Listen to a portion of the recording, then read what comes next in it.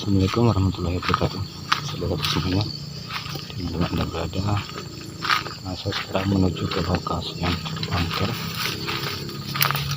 misterius.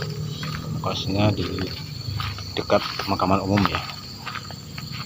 Oke, saksikan terus video saya menuju lokasi tersebut.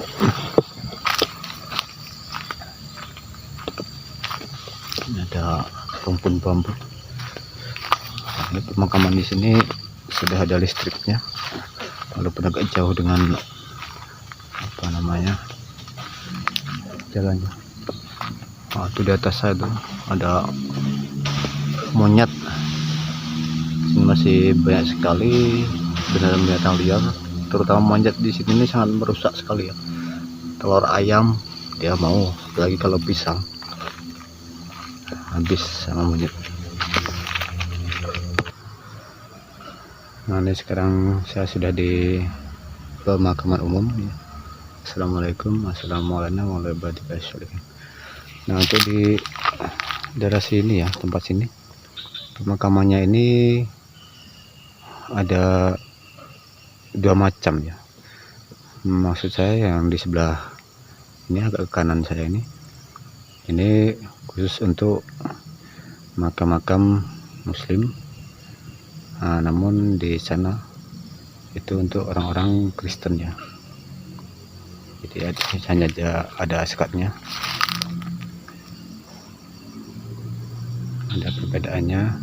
Namun kebanyakan di daerah sini tidak lama nanti dibawa atau dibongkar kembali makamnya untuk dipindahkan di daerah asalnya. Kebanyakan dari daerah Medan, monyetnya di sana. Kita akan langsung ke lokasi yang konon cukup angker, cukup misterius. Assalamualaikum warahmatullahi wabarakatuh. Selamat sore sahabat-sahabatku semuanya dimanapun Anda berada. Semoga kita selalu sehat ya. Sebelumnya membahas tentang pemakaman umum atau kuburan. Kalau mitosnya dari orang-orang tua dulu, kita itu tidak boleh menunjuk salah satu kuburan karena nanti mengakibatkan jarinya melengkung atau bengkong. Tapi itu hanya mitos ya. Tapi apapun pesan namanya orang tua ya, yang penting kita tinggal bilang nggih mbah gitu aja. Tapi ada yang serius, yakni mengenai membaca nama di salah satu kuburan. Ini dalam tanda kutip, kalau kita tuh sedang mencari nama keluarga yang sudah meninggal ataupun sanak yang sudah meninggal, ini ya tidak ada masalahnya karena kita bertujuan untuk mencari nama tersebut yang sudah meninggal.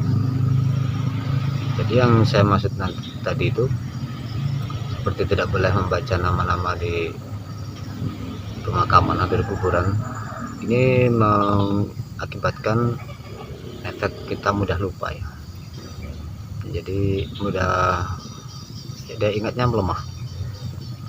Tapi yang saya maksud, kita ini suka membaca, ini ada kuburan namanya si A, kemudian ada kuburan lagi, kita baca lagi namanya si B, dan seterusnya. Tapi bukan bertujuan untuk mencari salah satu nama saudara atau tetangga kita yang sudah meninggal. Jadi tidak ada artinya niatan khusus, hanya sekedar iseng-iseng membaca saja. Jadi itu sangat berdampak dengan otak kita, yaitu melemahkan daya ingat sehingga membuat kita mudah lupa. Sahabatku semuanya dimanapun Anda berada, untuk kali ini saya menceritakan tentang yang ada di belakang saya ya, Randa ya, atau Tenduso. Ini sejak tahun 90-an, artinya 93 ke atas.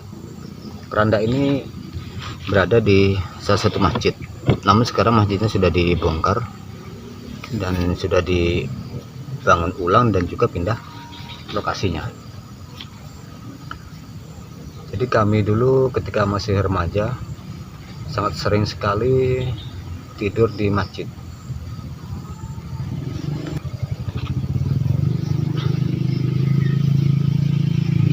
ketika kami pulang dari manapun, dolan-dolan misalkan ngumpul-ngumpul, nanti tidurnya kami rata-rata banyak yang ke masjid, karena waktu itu televisi atau hiburannya masih sangat kurang. Kalaupun ada, baru TVRI sama TPI, itu pun masih hitam putih dan menggunakan aki ya. Itu sekitar tahun 96 ke bawah ya, era 90-an.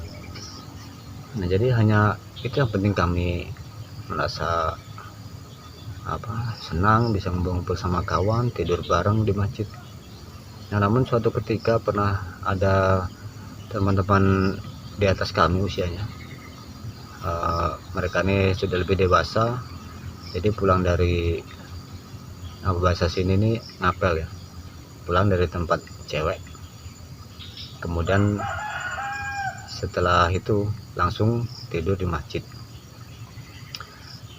Nah, tanpa disangka ketika sekitar jam 3 dini hari, teman saya tiba-tiba berada di dalam ini keranda ini.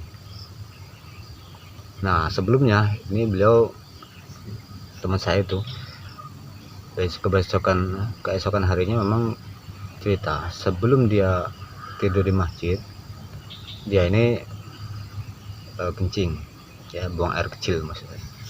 Nah, buang air kecil tanpa disucikan lagi, karena ya waktu itu memang masih darurat tempat kami di masjid itu, belum ada tempat wudhu, tempat mandi belum ada. Dia harus ke sumur yang agak jauh, kurang lebihnya mungkin 50 meter, jadi mungkin lebih takut untuk ke sumur tersebut. Akhirnya rekan saya ini langsung saja setelah buang air kecil tanpa disucikan, tidur di dalam masjid tersebut. Nah, jadi saat itulah ketika jam 3 dini hari teman saya ini sadar, tiba-tiba sudah di dalam ini ya, keranda atau penduso. Akhirnya dia terbangun, langsung dia pulang dengan merasa takut yang sangat membuat teman saya ini trauma. Jadi dari cerita tersebut setidaknya kita mengetahui ya, kalau namanya di masjid yaitu tempat kita ibadah, khususnya untuk kita yang beragama Islam, jadi tidak boleh sembarangan, harusnya disucikan dulu, karena bisa jadi di suatu masjid itu ada sosok jin Islam. Bukan sosok jin ini mengganggu, bukan, hanya saja memberi peringatan. Ya begitulah cara jin tersebut memberi peringatan kepada kita yang sedang salah, baik itu disengaja ataupun tidak sengaja. Karena begitu kita sudah tahu ataupun belum tahu, ya dampaknya seperti cerita teman saya, tiba-tiba tidur di dalam penduso ini. Ada juga yang tiba-tiba tidurnya di bawah beduk, karena kalau tempat kami dulu beduknya itu masih kayu ya, sebelah ini ada lulangnya, kulit sapinya, sebelahnya masih bolong. Tiba-tiba beliau bangun di dalam beduk tadi. Nah, itu faktornya dia tidur di tempat imaman dengan posisi malang, melintang ya, artinya kepalanya di sebelah selatan, kakinya di sebelah utara atau sebaliknya. Tapi entah itu faktor menghadapnya yang salah atau faktor teman saya ini tidur di imaman. Nah, itu tidak bisa saya jelaskan karena saya memang tidak tahu. Nah, tiba-tiba ketika jam 4 dini hari beliau sudah berada di dalam beduk itu. Jadi ketika terbangun, langsunglah teman saya ini pulang, dan beberapa hari kemudian dia cerita kejadian yang dia alami itu. Baiklah sahabatku semuanya, dimanapun anda berada ya, selamat beristirahat. Ini tadi cerita tentang teman saya, terutama mengenai yang di belakang saya ini ya, atau penduso.